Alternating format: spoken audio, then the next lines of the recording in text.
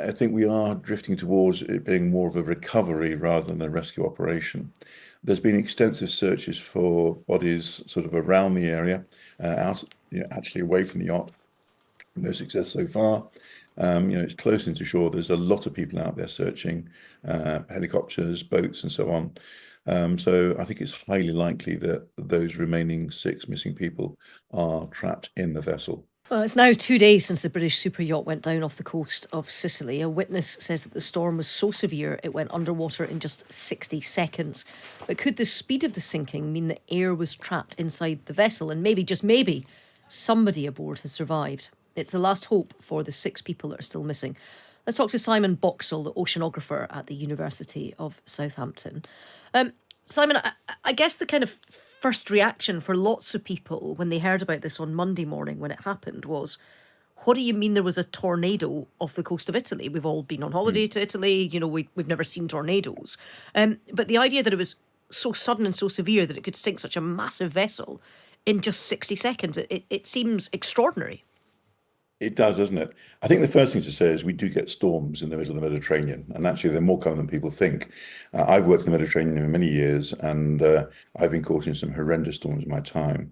But also we get these things called water spouts. We get water spouts in the Solent. I've actually seen them in the Solent a couple of times. They tend to be quite mild and quite light.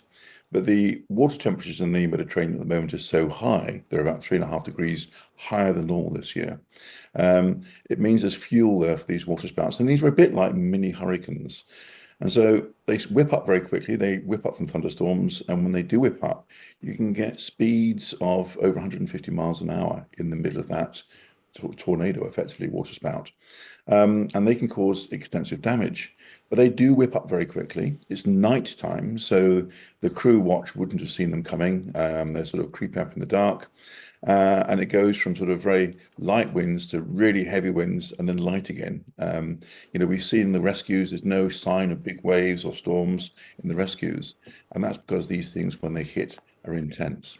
The Now, other thing, it now, one looks of the like, things that people have been talking about is the likelihood of survival for the six who are missing. And we've had, plenty of our listeners have been in touch. We've got one here from Elizabeth Wills talking about Tony Bullimore, the round the world yachtsman. And if we remember his case, yeah. he survived for 4 days in an air pocket. He had some fresh water, one bar of chocolate, and that was it. And he had hypothermia. He had, he had chopped a finger off trying to cut a rope. He was in all sorts of trouble, but he managed it. And I guess the difference between sort of his case with the Vendée Globe race and this case is that his boat was upturned in violent seas, but it wasn't 50 metres down. And does that water pressure make a difference?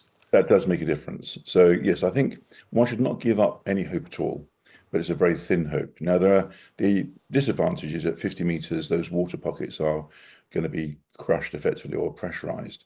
Doesn't mean to say they're not going to be there, but it does mean to say they're going to be high pressure. The positive, if there is a positive, is the water temperatures are much higher.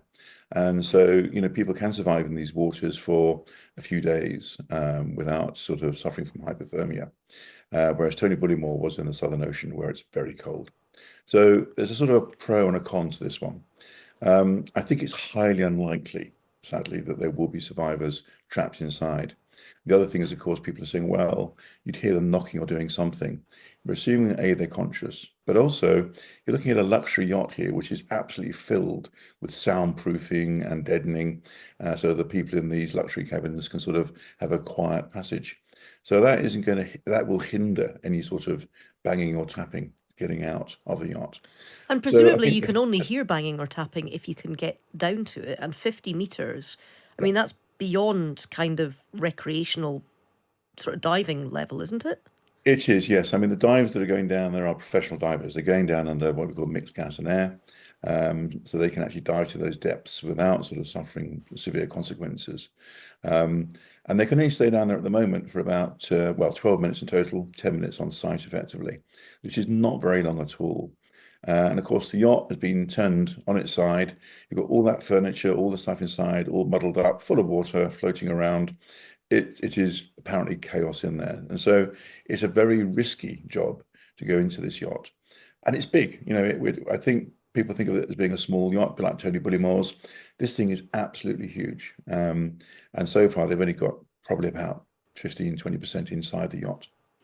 So in terms of if you're got maybe 10, 12 minutes on site for each dive, you're trying to clear it room by room, if we can talk about rooms, even though it's a yacht. Yeah. I mean, how long will it be before we know whether there's anybody there or not, and whether there's any either body recovery or retrieval, or we're realizing that they were thrown from it when it went down? I think they'll continue going through the yacht. I think my understanding is there's a sort of a saturation dive team going in, which means they can stay down there for longer. And they literally do stay down there. But the equipment needed for that is quite extensive. It's not a straightforward job, and again, has a very high risk. So I mean, I think we are drifting towards it being more of a recovery rather than a rescue operation. There's been extensive searches for bodies sort of around the area, out, actually away from the yacht. No success so far.